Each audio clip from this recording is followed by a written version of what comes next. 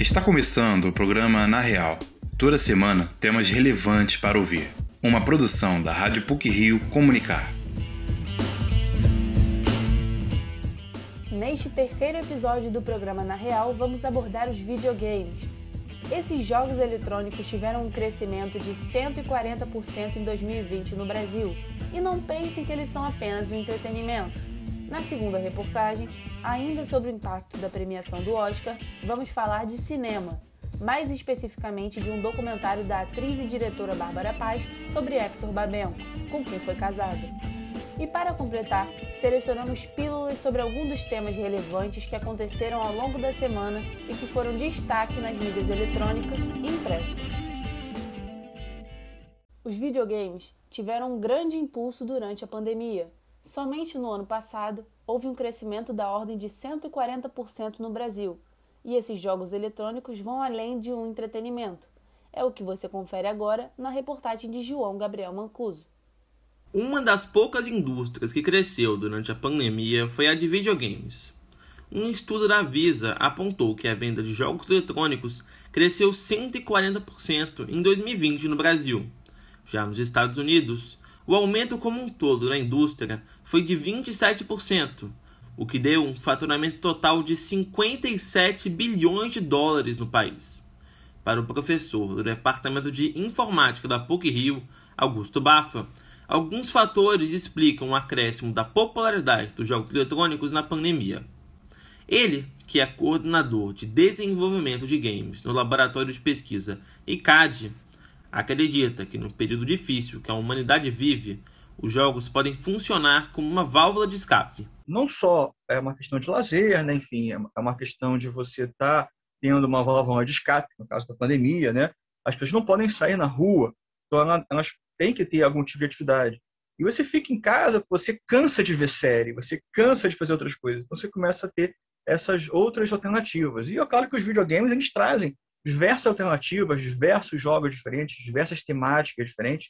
E você pode viver em mundos virtuais, problemas diferentes. Tem uma válvula de escape, tem um lazer ali, principalmente os jogos que são com seus amigos, né? Os jogos multiplayer. Você pode jogar online, jogos massivos. Então, você está tendo uma alternativa de sair de casa sem sair de casa, né? Vamos juntar a galera e vamos fazer uma quest. Então, assim, isso é uma grande alternativa. Para Augusto Baffa, outro ponto fundamental, mas pouco falado sobre os games, é o poder deles no desenvolvimento de novas habilidades. O professor explica como jogos podem ir além de um mero entretenimento. Que assim como o esporte, aquelas habilidades que você desenvolve no videogame acabam sendo habilidades interessantes. E que você vê que as pessoas que têm um hábito de videogame, ou crianças que crescem com videogame, elas têm algumas questões que desenvolvem o cognitivo, o raciocínio para desenvolver problemas e resolver esses problemas, planejar a resolução de problemas, entendeu? Algumas questões até de motoras mesmo das mãos, de digitação, enfim, traços finos, né, do movimento dos dedos. Então você tem um reflexo também que você consegue desenvolver. Então não é só o entretenimento, tem toda uma série de questões, é um pouco de ginástica da mente, vamos dizer assim, né? A arquiteta Camila Névoa é uma das pessoas que deu início a uma rotina com os videogames durante a pandemia. No começo da quarentena, ela comprou um novo console, o Nintendo Switch, e começou a jogar com muito mais frequência do que antes. Camila diz que os games são importantes para ela, pois funcionam como uma forma de relaxar no dia a dia. Bom, a importância disso para mim é justamente para ter essa pausa, né? De todas as tarefas do dia a dia e também dessas notícias ruins que a gente não para de receber. É meu momento, assim, para me tranquilizar e para fugir um pouco da realidade. É bom ressaltar que a força dos games não é algo de hoje. Um levantamento do Instituto Newzoo mostrou que em 2018 os videogames movimentaram 3 vezes mais dinheiro do que o cinema no mundo. Um faturamento de 134 bilhões de dólares dos games contra 41 bilhões dos filmes. Para o Na Real, João Gabriel Mancuso. Babenco. Alguém tem que ouvir o coração e dizer parou. Este é o título do documentário da atriz e diretora Bárbara Paz em homenagem a Hector Babenco. O filme chegou a ser selecionado para o Oscar, mas não foi indicado. Além de Bárbara Paz, a repórter Maria Gerck conversou também com o cineasta e documentarista Silvio Tendler. Confira agora. Amor, companheirismo e luta. Esse é o enredo do filme Babenco. Alguém tem que ouvir o coração e dizer parou. Que, mesmo sem ter passado para a fase final de indicações, foi escolhido para representar o Brasil no Oscar de 2021. O documentário dirigido, produzido e roteirizado por Bárbara Paz mostra, em pouco mais de uma hora, a jornada cinematográfica do cineasta Hector Babenco, em contagem regressiva com sua morte. Com trechos de algumas das obras mais famosas de Hector, como Carandiru, Pichote e O Beijo da Mulher-Aranha, Babenco mostra a beleza do amor conjugal entre ele e Bárbara, assim como o seu amor à vida e à arte de fazer filmes. Ela tem a brilhante abordagem de conseguir capturar em imagens os últimos momentos de um homem apaixonado pela vida. Mas, mesmo assim, a crítica não entende, ao invés de Bárbara Paz, que um filme dessa magnitude e qualidade possa ser feito por uma mulher, e atribuem o sucesso à técnica de Hector. Assim, cada vez que falam que é a estética do Hector, que o Hector dirigiu o filme, isso é ofensivo enorme para eu como mulher, eu como diretora, eu como criadora, eu como que produzi, fiz absolutamente tudo nesse filme, tudo. Então é quase uma ofensa isso. O filme é uma poesia traduzida em audiovisual, um verdadeiro tesouro aos amantes da sétima arte e fãs de Hector Babenco. O amigo e também cineasta, o ex-professor da PUC-Rio, Silvio Tendler, conta que foi um deleite poder assistir a uma despedida tão única como o filme de Bárbara. Bárbara Paz conseguiu o milagre de trazer o Babenco vivo para o filme. O humor, a ironia, todas as maneiras do Babenco ser. Assim como Silvio e fãs, membros importantes do mundo cinéfilo também apreciaram bastante o filme. Ele foi selecionado para representar o Brasil como o melhor filme de língua estrangeira no Prêmio Oscar desse ano, que ocorreu no último domingo, dia 25 de abril. Apesar de não ter sido indicado pela Academia, ele foi recipiente de outros tão importantes prêmios como o Leão de Ouro do melhor documentário no Festival de Veneza em 2019. É uma honra para o Brasil poder, em meio a tanto descaso com a cultura do país, ter um filme como Babenco nos representando mundialmente. A produtora Renata Magalhães, que faz parte do comitê que seleciona os filmes para o Oscar, explica o critério do porquê o filme ter sido selecionado. Sim, é um filme poema, um poema visual. Quando a poesia não é monótona, quando a poesia faz sentido, quando as palavras que o ser que está sendo captado emana e faz sentido poético, por que não deixar como um poema? Um dos aspectos mais intrigantes do filme é saber que, por ser um documentário, Hector não é apenas um personagem, mas sim alguém de verdade vivendo tudo aquilo. É angustiante assistir e torcer pelo amor do casal, por seu sucesso e para que Babenco viva, e, no meio de tudo, viver sob a sombra da noção de que ele já partiu.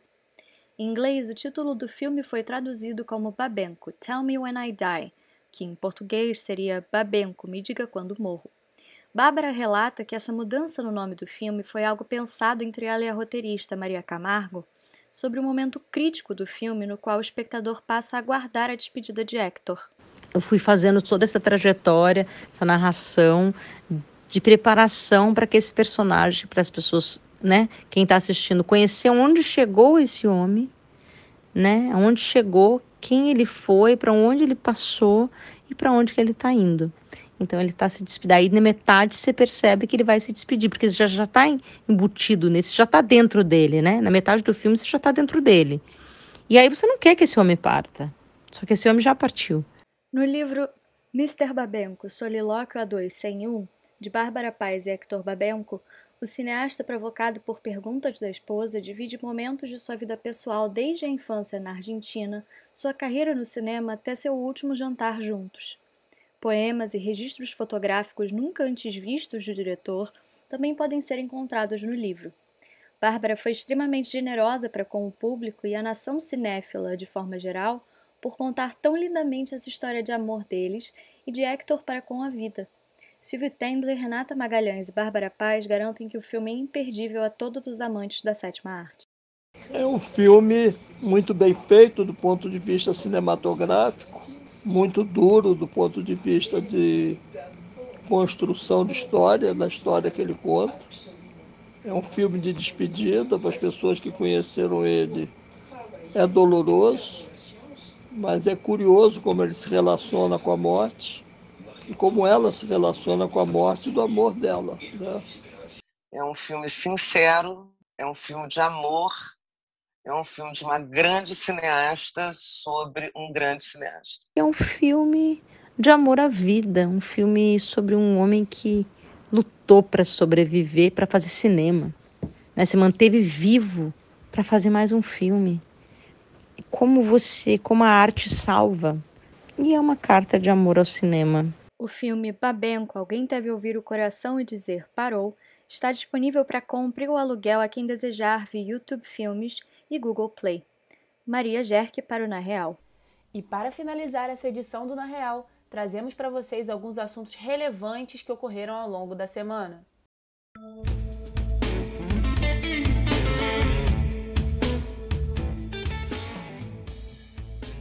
Com suspensão do censo, brasileiros se mantêm invisíveis. Devido ao adiamento da análise demográfica, o Brasil terá problemas para adequar políticas públicas.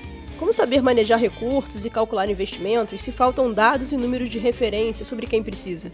O censo é realizado a cada 10 anos e era para ter sido feito em 2020, porém foi adiado para esse ano. Ainda sem data para acontecer, será remarcado novamente, devido a questões orçamentárias, segundo o governo federal. Com essa carência de informação, podemos esperar uma gestão insuficiente em várias áreas, como saúde, educação, assistências sociais e todas as outras políticas públicas necessárias para o cidadão. Chris Weidman tem sua perna quebrada com um chute, igual ao Anderson Silva. O ex-campeão de categoria peso médio teve sua perna fraturada numa luta contra o jamaicano Uriah Hall, no card principal UFC 261. Após tentar aplicar o golpe low kick, um chute na linha da coxa, o americano sofreu exatamente a mesma fratura de Anderson, quando este lutou contra Chris em 2013. Dessa vez, Chris esteve do outro lado da situação ao lesionar a perna, fraturas de tíbia e fíbula.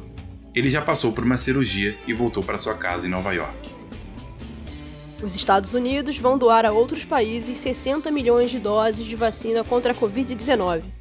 Desenvolvida pela farmacêutica AstraZeneca em parceria com a Universidade de Oxford, a vacina não foi aprovada pela Administração de Alimentos e Medicamentos americana, por isso não está sendo aplicada. Entretanto, para não desperdiçar milhões de doses que estão em estoque, elas passaram pelo crivo de órgão responsável e, se aprovadas, serão encaminhadas para exportação.